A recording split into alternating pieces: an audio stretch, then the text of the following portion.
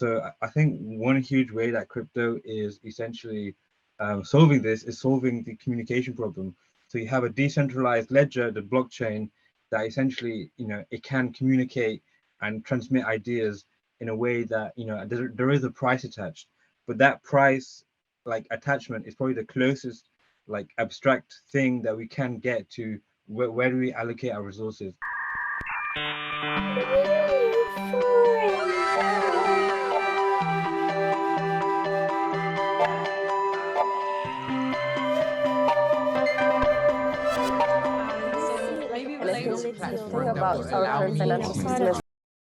Hello everyone, and welcome yet to another episode of NEWFORUM. NEWFORUM is powered by NewCoin Foundation and is focused on fostering decentralized social applications, also known as Social 3.0, by forming an ecosystem and a community of visionaries, creators, and investors to spark conversations on the topic of crypto and Web3 culture. And on today's episode, we have GRITCULT, a consultant and crypto creative, crypto futurist who is interested in Meta-Modernism, technology, and entrepreneurship. The way GRITCULT structured his branding and online persona is using technology as a tool and consciously bridges culture with art direction. His thought-provoking and intriguing power threads on Twitter underline his interest and focus on Meta-Modernism, meta-theories, and memetics. We're super excited to have you on this episode of NEWFORUM. Yeah, thank you. It's a real privilege to be here and be invited, and I see a lot of good work that you guys are doing, and talking to a lot of interesting people. So yeah, I'm really glad you guys reached out and we're here today. Amazing. Thank you so much for the feedback. We appreciate it. So you have a very distinct and appealing online persona. How would you describe who GRITCULT is, and what does your line of work entail? Who it is, my persona, I would say it's very much me, myself, and it's kind of like me having a almost ironic, tongue-in-cheek kind of identity online, and it's become more performance art, to hyper intellectualize what it actually is. But yeah, it's become more of a thing where I'm kind of using it as a platform to almost reflect back at the current trends and things that are going on. How it kind of started, it was kind of a long process. Like it formed naturally. It wasn't like a conscious decision to do this. It was just a build-up of small decisions of like, yeah, this is cool, let's do this, and it slowly snowballed into where I am now. What I kind of do right now, I'm kind of like, I had a startup, it didn't go too well, and that was a a DeFi project I was working on for like almost the entire year last year, and that hasn't really gone too well. So now I'm kind of like in the process of figuring out my next kind of steps, and I've still got a few clients that I'm consulting with, and helping them. And what I kind of do with them is essentially I either help them work on organizing the current organization or DAO or whoever you want to call it, or I help them also like grow and like penetrate the market and have things that are going to like separate them from the market. So that's really interesting. So you started off as an entrepreneur and then you kind of build your community around this meta persona, is that right? Yeah, that's correct. The way it kind of started, it was just me literally posting about things that I found really exciting and interesting. So like a lot of like deep dives into economics, for instance. When I started posting the way I kind of do now is when I was studying for economics full time, and I was very into the more academic and intellectual kind of realm. And then as I left university, I kind of took my Twitter with me. So like again, it's kind of evolved as I have evolved as a person, and again, it goes into like if I change career, for instance, I'll start talking about different things. Or if I'm spending more time doing creative things, for instance, I'll post more creatively, for as another example. Very interesting. I always wonder how it feels like to be Anon and how it feels like to have like a meta persona or like a second identity kind of, and yeah, it's really interesting creatively like what you can do with it. And it seems like you've mastered like the art of connection and meaning making, kind of. And what do you think is the idea behind creating structures and system and mental models for yourself and as a creative? Yeah, that's a very interesting point. So I've written a Wikipedia on memetics, the Madru, which essentially breaks down this notion of how ideas are interlinking.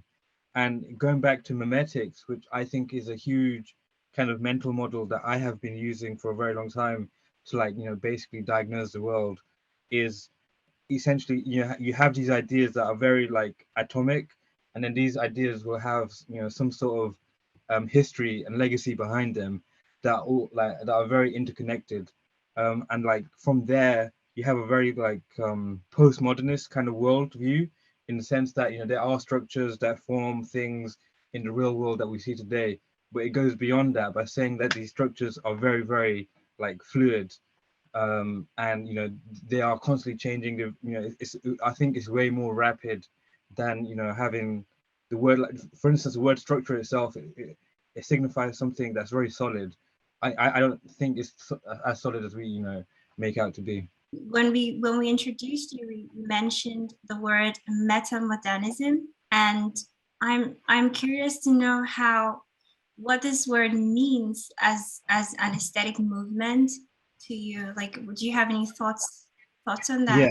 I mean, like my previous point, I didn't want to ramble on. I could talk about this for like for ages, but yeah. So metamodernism, like I believe it links to memetics in a way that you have like this atomic sense of an idea, a meme, for instance, and then this is constantly reverberated into like the social structures, into the infrastructure of like the internet, for instance.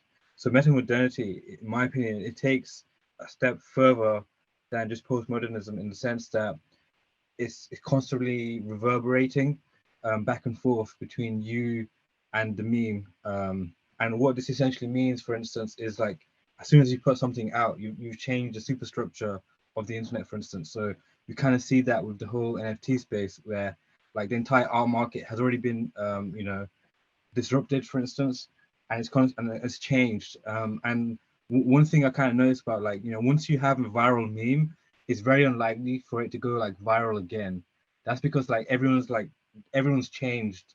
Like it's not as funny as more. If you see a meme like constantly, it just doesn't get funny. And it loses that kind of potency.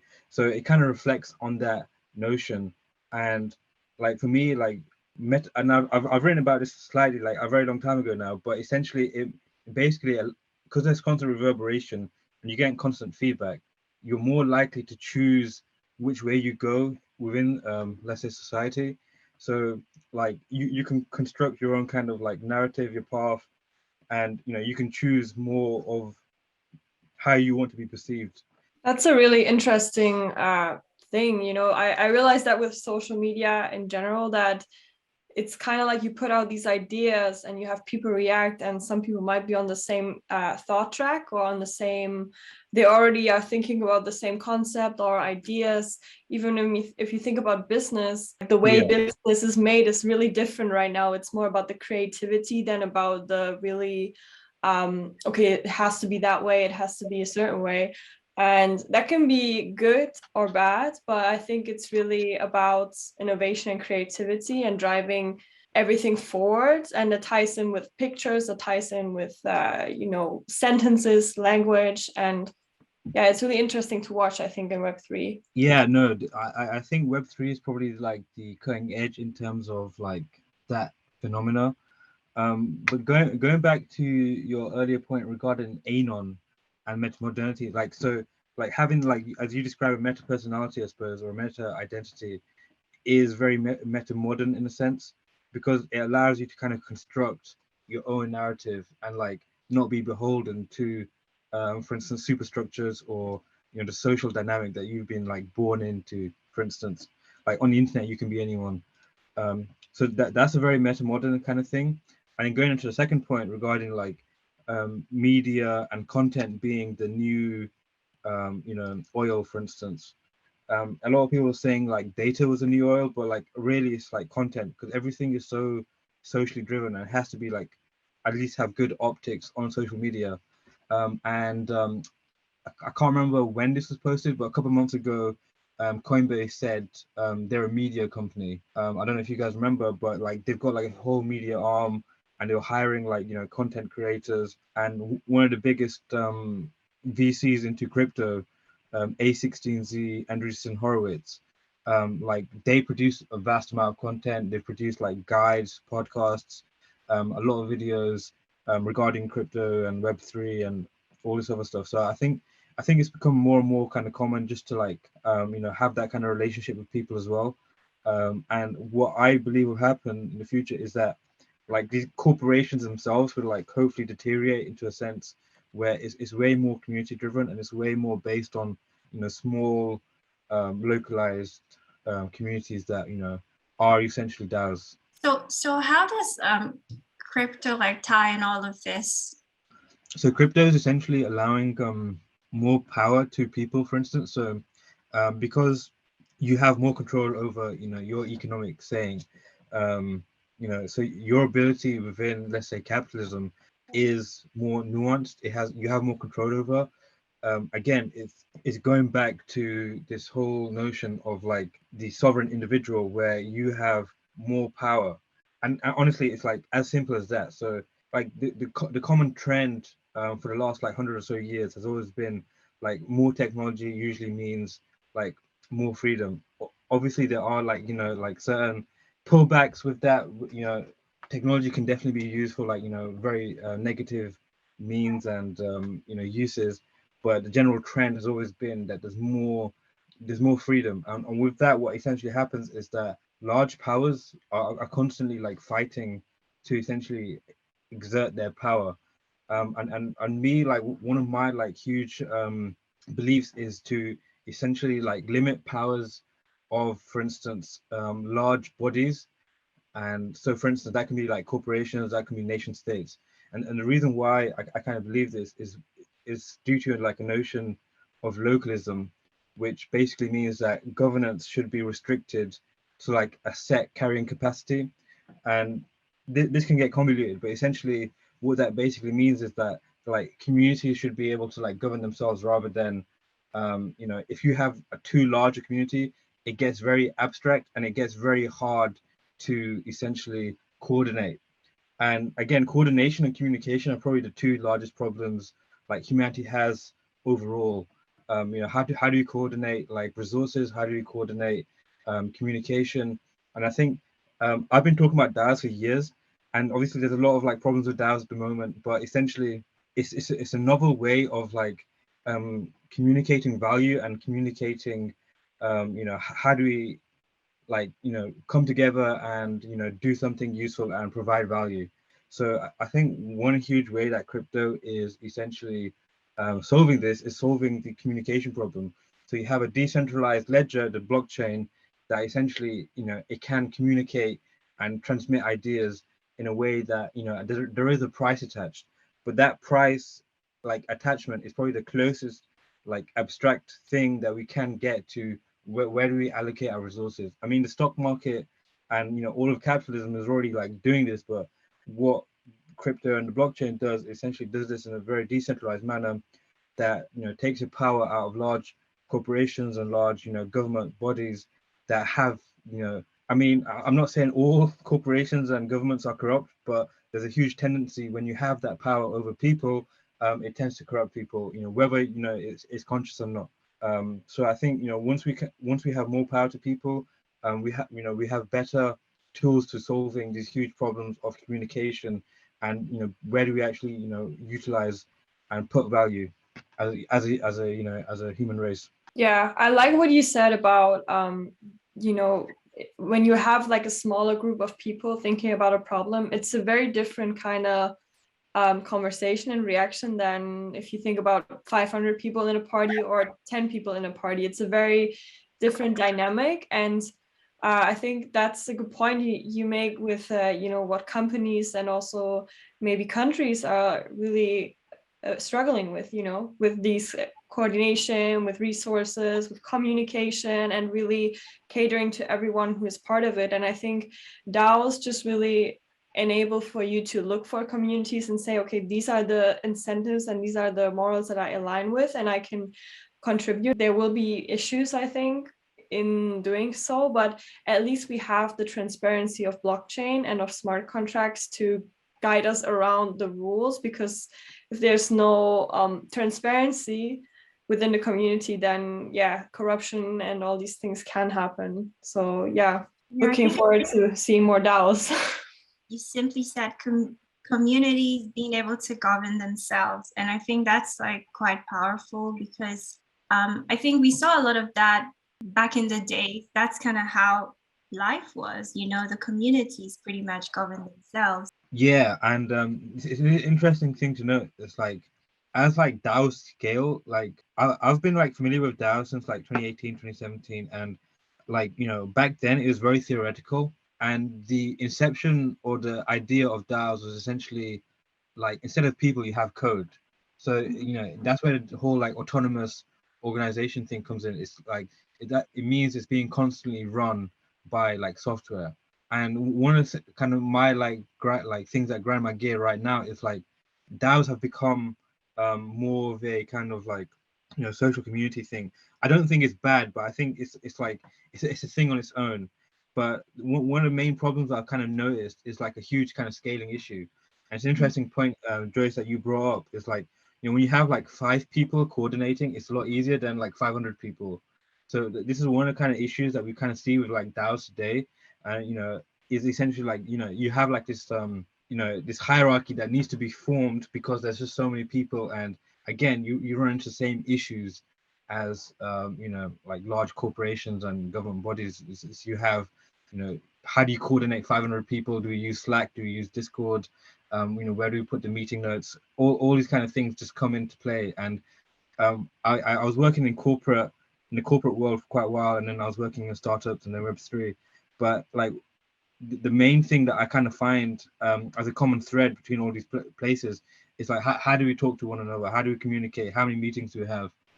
So like, you know, these are just not problems within like Web3 or the corporate world. These are like, you know, very deep human problems that like, you know, are still being worked on today. Yeah, I see that with you know, Discord channels and DAOs I want to join. Either there's like such a high barrier to entry right now that it's like I have to connect my passport, my wallet, my 50 ETH, and I, you know, and then there's like limits to when I can join or whatever. Or it's like the Discord is flooded with like 500 messages and I have no idea where to look and how to even, you know, mingle in there. So it's really yeah, it's not like optimal, but yeah, like you said, project management and communication has been like an issue for forever. So but I think it's very interesting to see how we could use technology to do this and to just be more efficient with resources and with communication.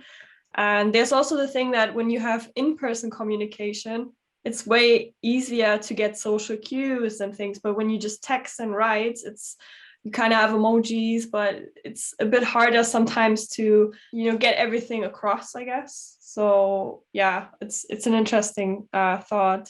Yeah, and one interesting thing, there's a thing called UBI by Santi Siri. You know, he has this like protocol where he's trying to do UBI, and he had like a huge problem with his DAO. And essentially, like he said, the way he solved it is like everybody just like got together and went to the pub and just like talked about their problems. And like that just kind of shows how like still you know, human. And you know, yeah, I mean, we have a lot of technology, but at the end of the day, you know, we're still very human.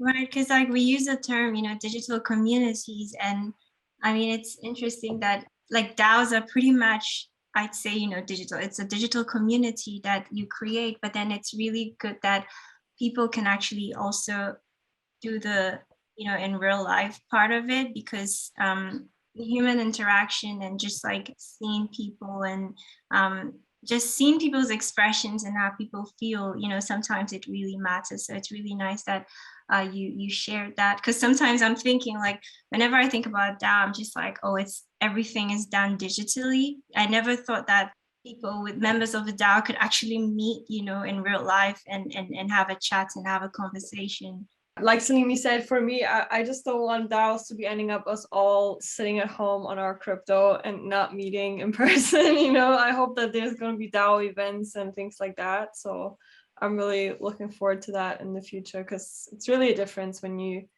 met someone a couple times in person, and you have that familiarity kind of, and then extend it on the internet, maybe. I don't know.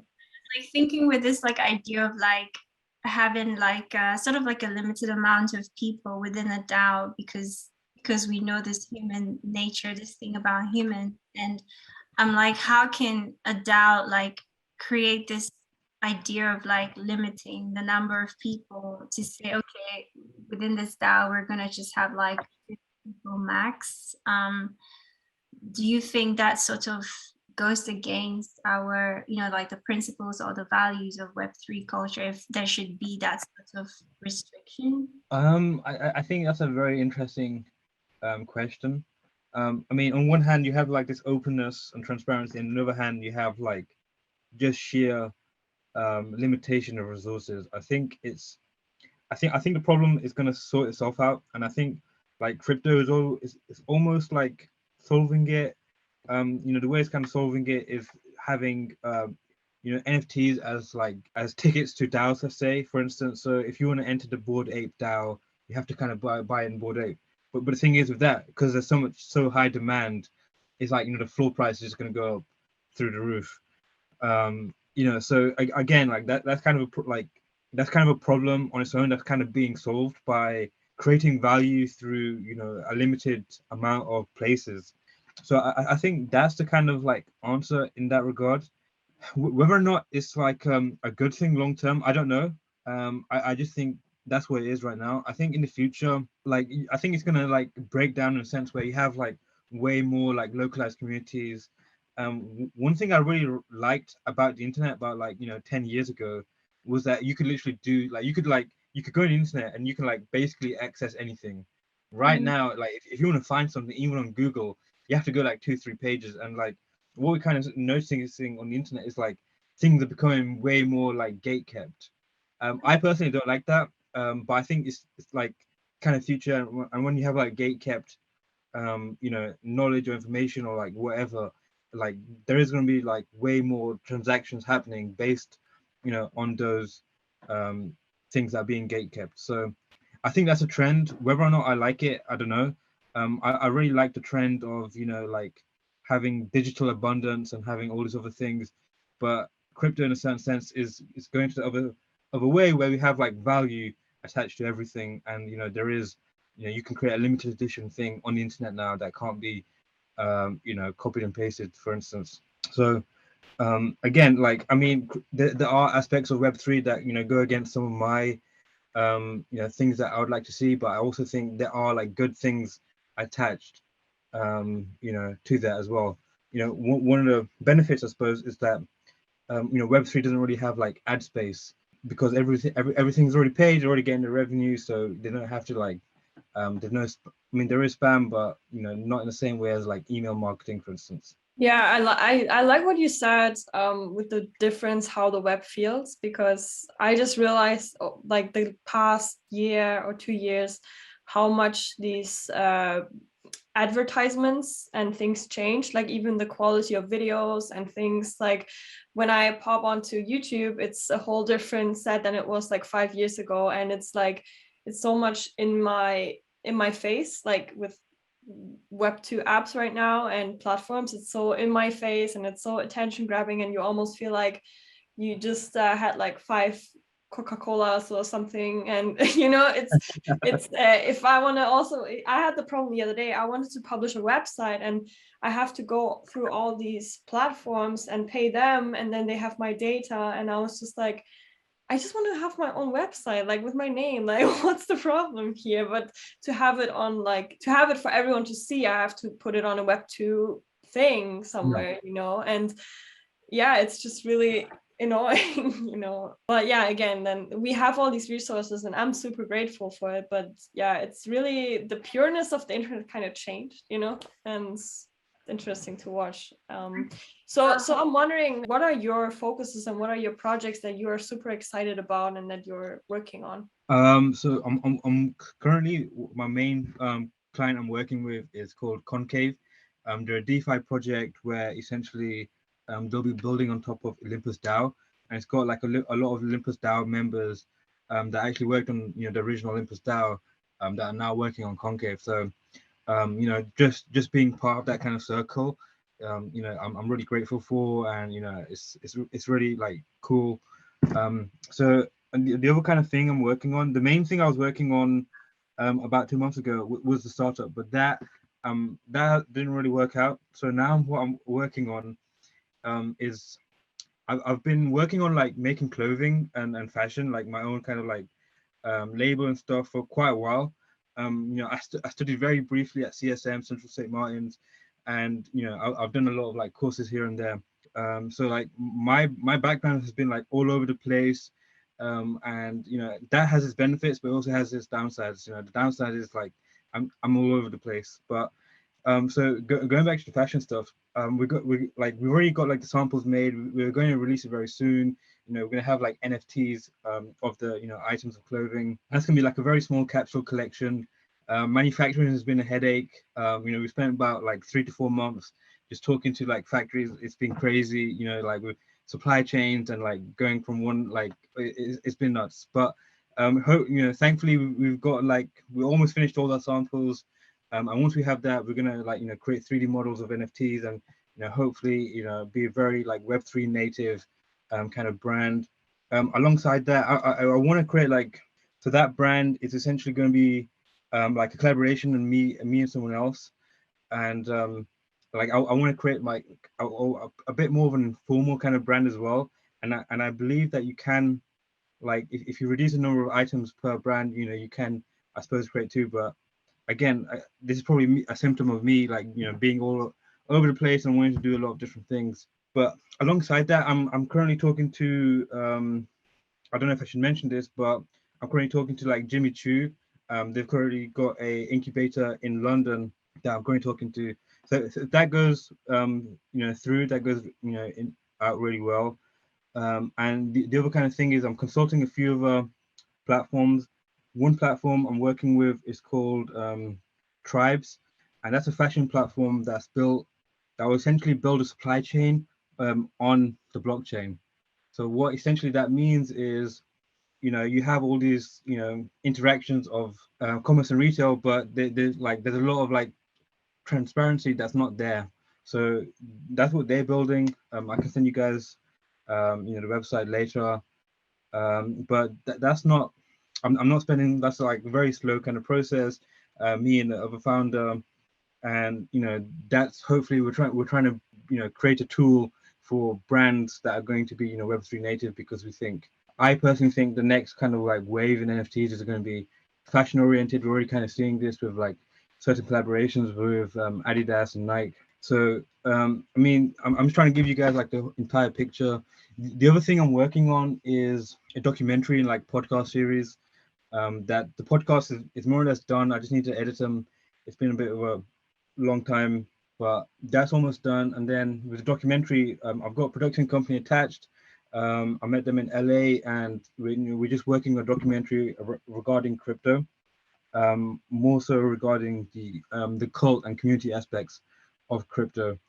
Again, yeah, like I know it sounds a bit disorganized and like crazy all over the place, but I just wanted to give you a very kind of like broad picture of the things I'm currently doing. No, I think it's great. You definitely seems like you're very passionate about a lot of things in the space, and you're really trying to find and working on a lot of projects. I don't think that's necessarily a bad thing. You're finding what works best for you and what is the best for you. And I'm wondering, so you went to CSM and now you're trying to start your own kind of fashion thing. So you're trying to find your own suppliers and things like that. How was that like whole experience from you being in fashion? Like I'm curious to know.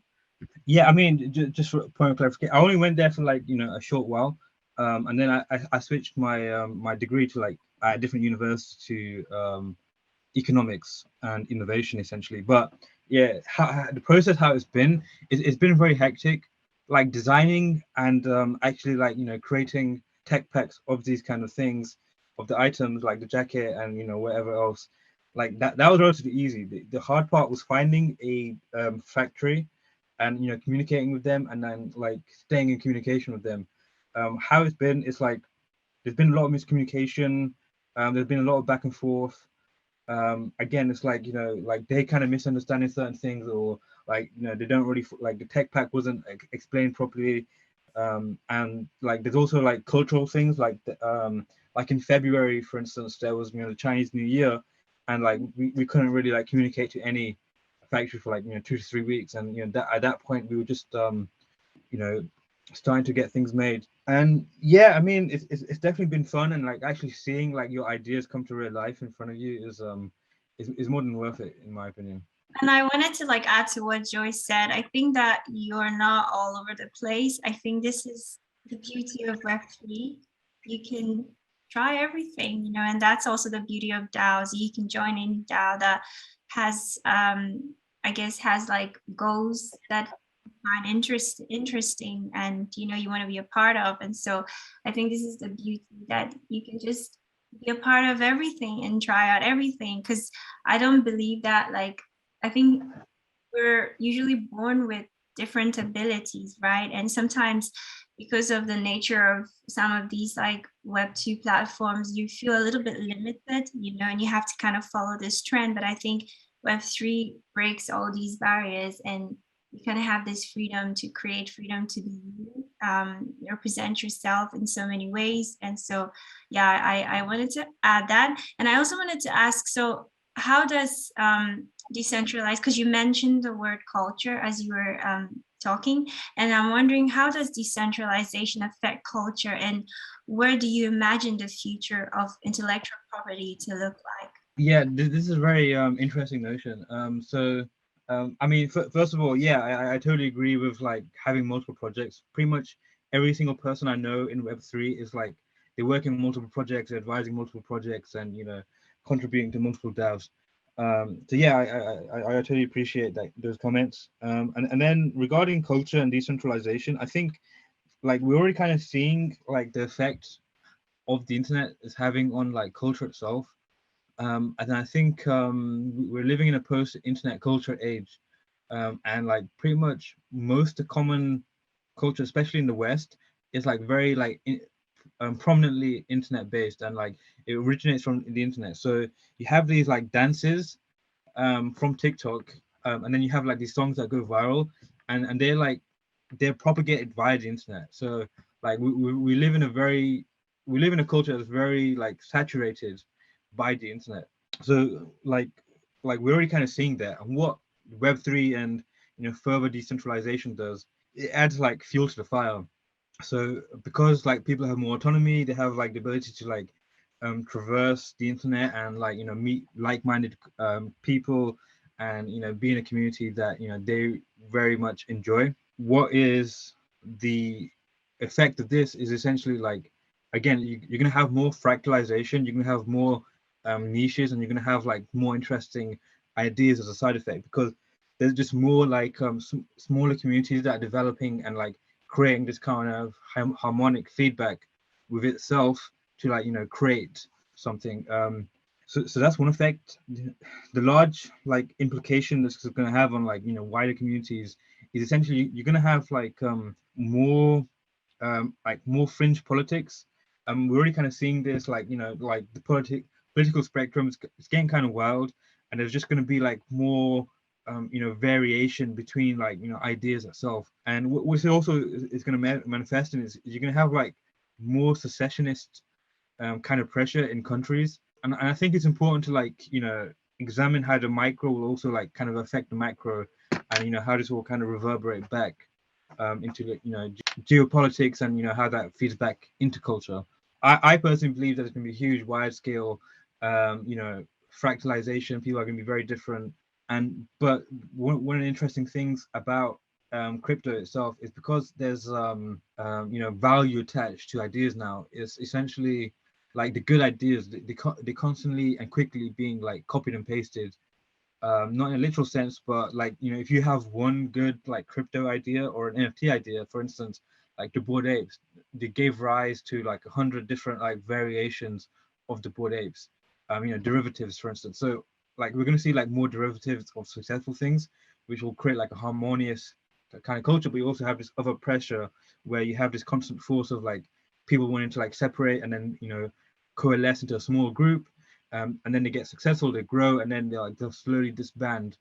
And I think this is going to be like the kind of life cycle of like DAOs as well. It's like they're going to be very successful in one area, and then they're going to grow, and then they're going to have like sub DAOs and just like kind of branch out, and then like it'll completely change and morph into something else. Right. So, we tend to use the word culture a lot in Web3, and just for like our community members who are like nearer to this space, how would you describe culture? And sometimes I ask myself, like, who is Web3 for? Is Web3 for creators? Is Web3, like, who exactly is Web3 for? Because I also think about the masses, within community, and how do they also, I guess, benefit from all the amazing possibilities that crypto and blockchain brings to the world in general. So maybe we can start with like, how would you define culture? And if you have any thoughts on the other stuff I said, that would be great. Yeah, sure. So the way I kind of define culture is like a set of memes that are held within a group of people. That's like a very academic kind of like description of it. But essentially, what it means is that you have common beliefs, and you have like common ideas, and then you create like these cultural artifacts or like physical things, or you create these memes, for instance, that denote like an in-group kind of structure. So essentially, it's like all the essence of forming a tribe or a cult. Um, you know, like it's essentially like sharing of ideas and like communicating in a common kind of language that you've kind of built yourself. So like when you say GM, like you say good morning or wag me, for instance, like that's a culture because we've created a language that has like a group of people that understand what that language is, and you have like like for instance people that are not in Web3 like that don't really understand it. So that's my kind of like definition of culture, and it's very like abstract and it's very academic, but what that allows you to do is like it allows you to create, it allows you to see how large what actual culture is. So for instance, like NEWFORUM, like if you guys were to like create branding, you create community, like you are essentially like creating a culture because you're gonna have like community driven memes, you're gonna have all these other things, and you're slowly gonna have like a bubbling culture that you guys are harnessing. What this essentially means for like people, you know, when they're kind of getting in, and who Web3 is for. I personally believe like Web3 is for everyone, and the reason why I say that is because like there's just not one Web3. It's like you have like different like you have different aspects. You have like a DeFi community, you have the NFT community, and within the NFT community you have like multiple different communities. For instance, you have Bored Apes, so you have the crypto. I mean, CryptoPunks and Bored Apes are one people now, but essentially you have all these different cool cats, for instance, and Tubby cats. So you have all these different communities, and like again, when a normal person, for instance, gets into Web3, I think it's like they essentially change, and we have within Web3 itself, we have this very kind of like we have this kind of weird notion that we want like mainstream adoption, but at the same time, we don't want people to like kind of ruin like the pureness of Web3. But like that those two can't those two ideas can't live in harmony, because once you have mainstream adoption, like the very nature of Web3 and crypto is going to change. And I remember when like there was no Web3. I remember when it was just called crypto, or when it was just like Bitcoin or whatever, and like these kind of communities kind of developed and taken over, and then have their own kind of language that they want to put forward. So I think honestly it's for everyone. I think Web3 is like going to take over, and it is taking over. I think we hopefully within this century we're going to start seeing less corporations and less companies, and more like DAOs and community oriented projects. This is so interesting for me, because I always think about the word culture and cult and tribe and identity. These like 4 words, I would say, are in my mind, and I'm thinking cult is kind of like a negative association. Sometimes it can be, and with a brand or with a culture that you create, there can be a good or a bad association. I don't know, because if I think about cult, I think more about religion, but if I think about tribe, I think more about community. So I think, I don't know, how do you see, like, because you're building the medical DAO, is that right? Yeah, yeah. How do you see that? Or is it's called more like seen as like the community, and like you said, there's, for example, in fashion, you're talking about artifacts, certain patterns, certain things represent certain culture or certain Yeah. communities, and I don't know, maybe this is like goes very deep into like human psyche or something, I don't know, but it's really interesting for me to watch these things. Like you said, good morning on Twitter, it's kind of like everyone is doing it because it's like a cultural thing now, so what do you see is with medical DAO, like how do you think about Yeah, cult? I mean, essentially what Meta DAO is, essentially it's it's an NFT or Web3 collaboration platform that I wanted to build, and we're currently on our third like NFT project that we're kind of doing. And what it essentially does, it's a way for me to like reward people for collaborating, and that's all it is. And that's a very simple kind of thing. And like in terms of like culture and cult, I think a cult is like a very focused and narrow phenomena of what culture actually is. So like with culture, you have a lot of like overlapping things, whereas in cults, you have things that are just like very highly, deeply focused.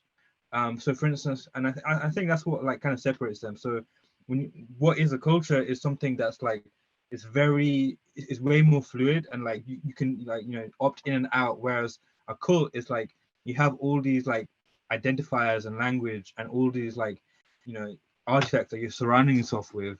It's essentially like it's taken to the next level, and it's like yeah, like it's a difference essentially between like what is a hobbyist and what is like someone that's obsessed, in a certain sense. Like so like one is like it's way more like open and fluid, whereas the other is way more narrow and focused. And I think it's literally like down to a degree of like intensity, the difference. But like in terms of what like it actually is and the structure is very similar. Like cult has like this negative connotation because of how usually when we watched, I'd say, Hollywood movies has played a role in influenced a lot of us, since we were young. We watched even Disney cartoons and all these things. It's kind of like been a part of our psyche and our thinking process. And so I think most of the things we've seen that has been associated with the word cult has been negative. But I think that, as you said, pretty much like it's like a relatively like a small group of people like typically like having a religious belief, like having religious beliefs, but also it could be practices, regarded by those people like something of interest and something that they're super focused on. It could be an object or whatnot. And so I like that you are changing the narrative, I guess, around the word cult with what you're doing. And it's a lot of things. Sometimes I think this mental paradigm, like when we're like stuck with something, we're used to something, change is really hard, right? And I guess it takes time to convince people, especially when we're like used to a certain meaning. But it's good that you explained it the way you did. I think that's really great. So like back to DAOs, what are the benefits of joining a DAO, and how do you see the future of DAO for creators? And our favorite word for today, culture. The benefits of a DAO is there's way more transparency in the like in what you're kind of building and like how it's kind of going, and it's way more like horizontal than traditional corporation. So like pretty much every company you work in, you're gonna have a boss, for instance. Whereas in a DAO, it's I mean, don't get me wrong, you still have people that have more control and power over over people. That's just like the nature of current situation as it is now.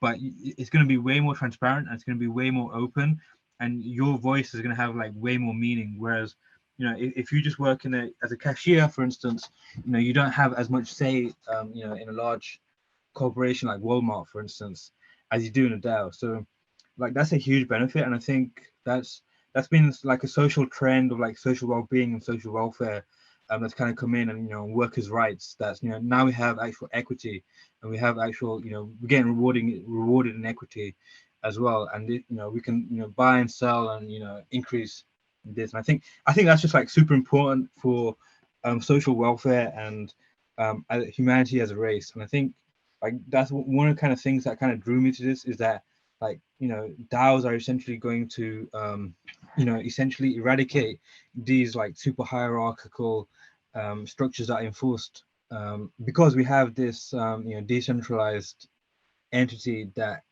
allows people to communicate without having to rely on trust. And I think that's like super important, because what that essentially does is it means if I was to go in a transaction with you, I don't have to like rely on a third party and their word to make it go through. I can communicate with you. I can transact with you peer to peer. And I think that's super important, because what that does, it fosters collaboration, communication. It allows people to do things and have like ideas way more freely, and it just increases the amount of freedom that a person has. The benefits, I mean, other benefits are like anyone listening to this and they're thinking about getting into Web3, I would say definitely do it. You're going to get compensated way more. Crypto and Web3 as a whole space is like just growing like crazy.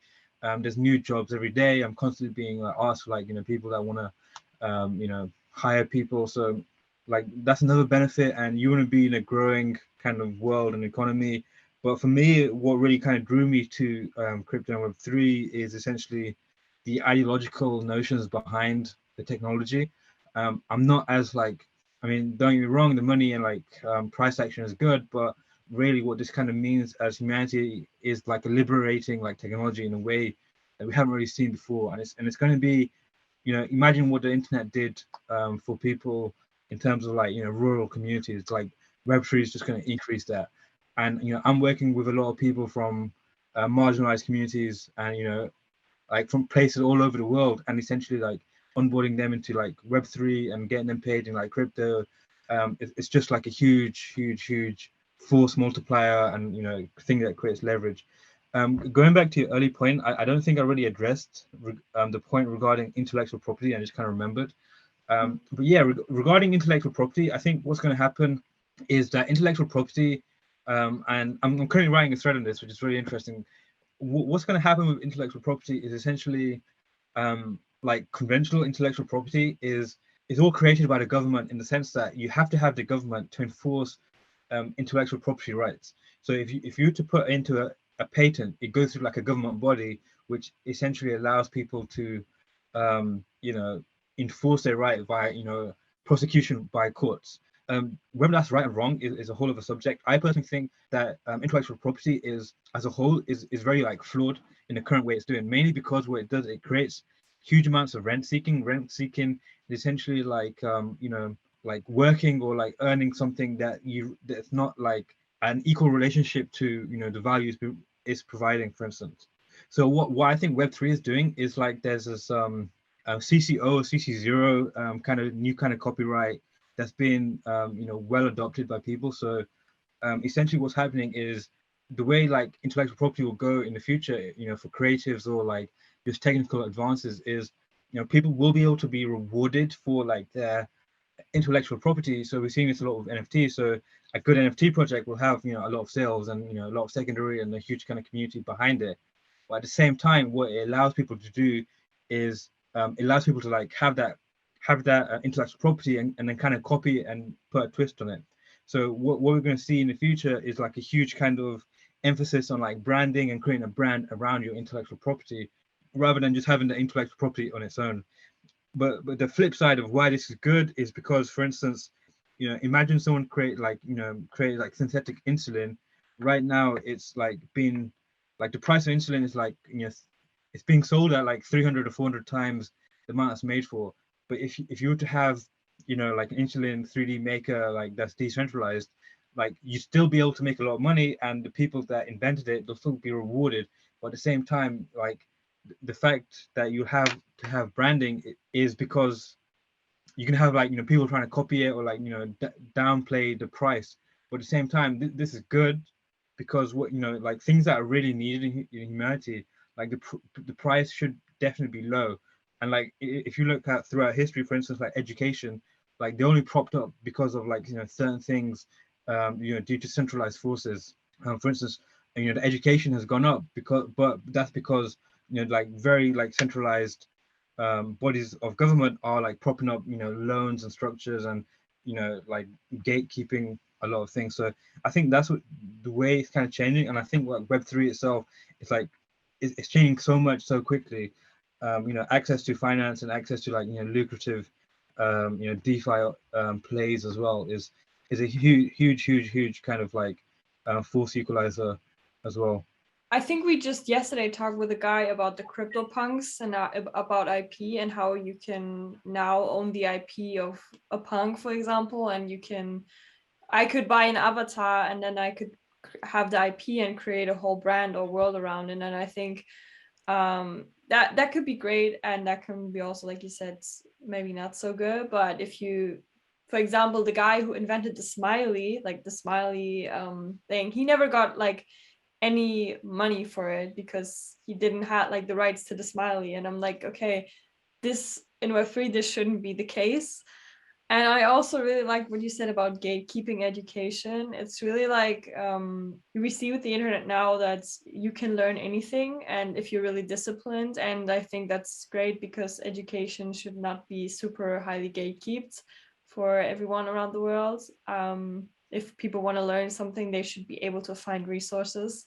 And that's what I really like about Web3 as well, that you can learn from any side, anything. You go here, and you find resources somewhere. And so back to DAOs, your branding and your online persona, like you're more of like an anonymous, you know, and so I'm wondering, like, what do you think about anonymity in DAOs, and that members can participate and vote, but don't have to like reveal their identity?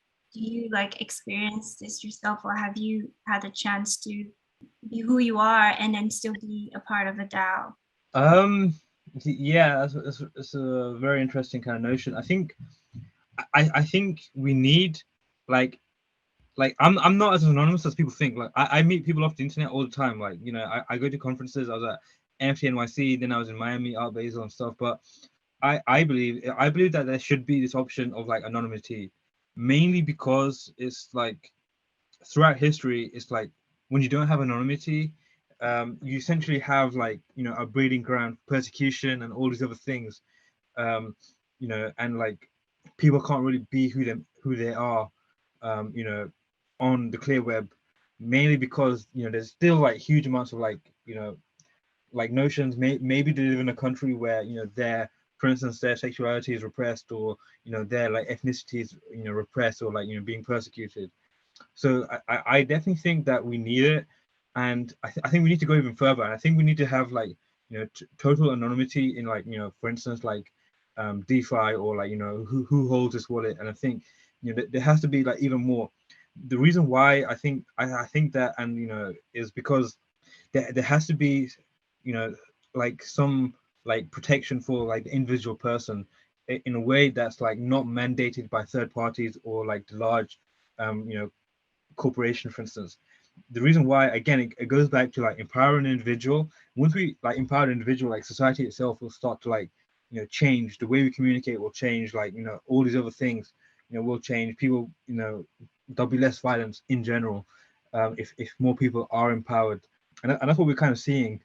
But we have to do it in a way that's you know, still allowing people to like you know, contribute to society in a very positive manner. And, you know, I'm almost like very ideological in the sense, because, you know, I'm very driven by that sense of like, you know, we definitely need to have more power as people, and then, you know, this will essentially you know, overall improve humanity, because people be a lot freer to do what they really want to do. In my experiences, I'm like I'm cool either way. If like if people want to hop on a video call or whatever, but I tend to like you know, work with people that I already kind of know, or people that, you know, I'm very cool with. So like it's not really an issue. And, you know, like again, I meet people all the time for work as well. So yeah, it's a very interesting space, but I think it's like I think it should be a right in Web3 that we, like we should have anon founders, and we should have so my founder in for tribes, that I'm working with, the fashion platform, he wants to be anon.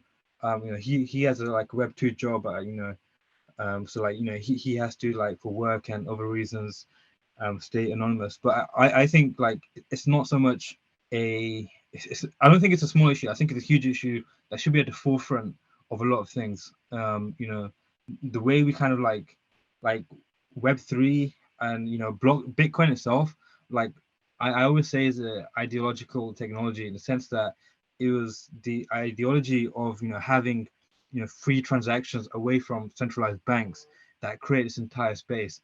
But I think we should go even further, and we should have non-anarchist society, but all a society where people have way more freedom and autonomy, and that's really like a really huge driving factor of me being in Web3 right now. Yeah, I mean, I think you really made some cool points, because we also had we had this guest and pretty much expressed that if she had to like put herself out there as a digital designer, as a fashion designer, she felt nobody would even buy from her or like patronize like whatever she's doing. But this idea of this notion of Web3 not caring about like who you are, how you look like, and all of that, has helped her to be able to put herself out there, to be able to be a part of the narrative and be a part of the culture and bring her diversity and her innovation. And so I think this is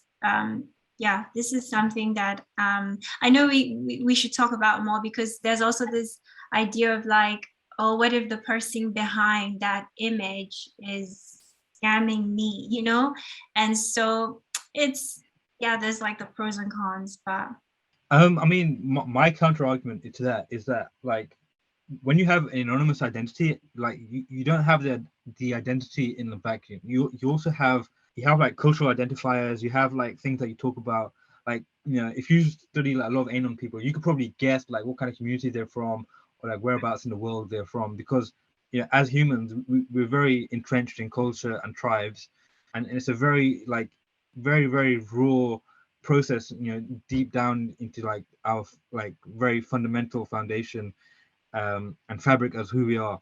So that's one thing. The other thing is that because there's this whole notion of like a reputation market. So for instance, people are being found out, like anons, like people who repeatedly scam, like they're slowly being found out, and like everything on the blockchain is like there forever, so like you can track wallets, you can the people that stole like 3 trillion Bitcoin or something, Razzle Khan, the the rapper. So like she or 3 billion, sorry, not 3 trillion, what the hell. Yeah, so like she got found out, and they were tracking wallets. They were like, they're trying to wash the Bitcoin, but obviously they didn't do a good enough job. But like they were found out and they were prosecuted. But it's not just happening on that scale. There's also like people who repeatedly do like rug pulls and NFTs, or like in the DeFi market, like they're also being found out because people are reporting them to like so for instance, a guy called Zach, I think XPT or something, and like his like whole like thing essentially is like to find scammers and like essentially like shed light on them, and I think that's going to happen more and more, and there's going to be like constant like people like telling other people like, yeah, this guy's a scammer, this guy like rug pulled me, or like he like again, it goes back to this whole notion of like community. So if you scam a community, it's like that community is not going away. Like those people are not going to die all of a sudden. They're going to continue for like, they're going to live like at least like another 50 years, and like again, a lot of people, like a lot of scammers are like short-sighted, and what we're kind of seeing is like people remember, people have like receipts, they can go,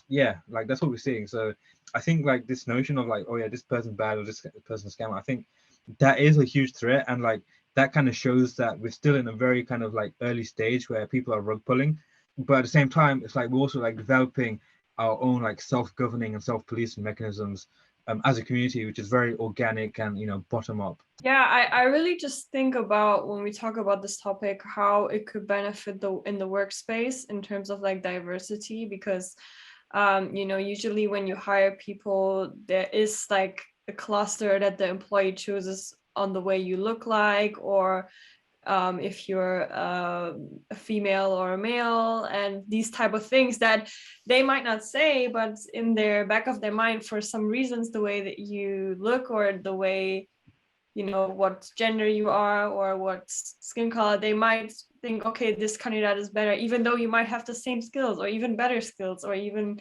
you know. And if you just have an avatar model, for example, where everyone has their avatar, and then, you know, you just see the portfolio or the work, at least for me, I think that would be amazing, because there's so many great women I meet in Web3 and in fashion and architecture, and it's like, yeah, but we still are like visible, and for some reason we get underestimated with things that we do. Or for me, I think that would be amazing to have that avatar model, kind of that Anon.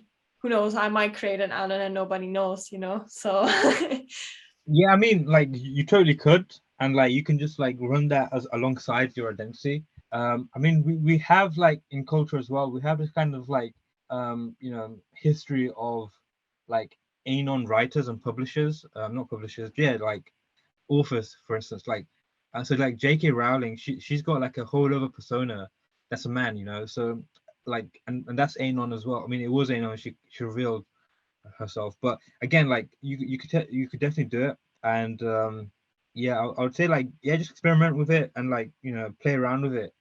And like, I mean, an example, with Concave, for instance, you know, I was working with someone alongside someone, and like it's just like through their online you know, persona and like their avatar, for instance, and then like I've been working with them for about 2 months. I only found out like last week that they were female.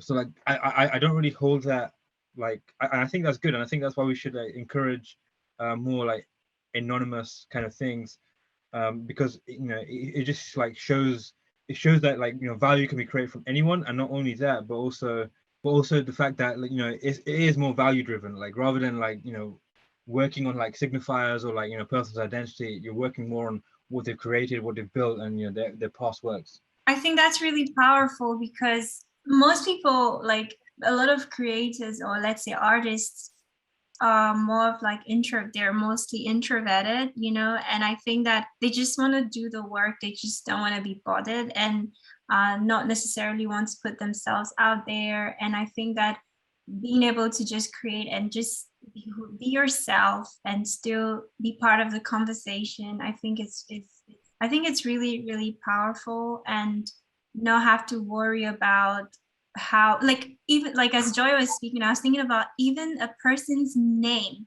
can be a reason why they might not get a job. Your name, you know.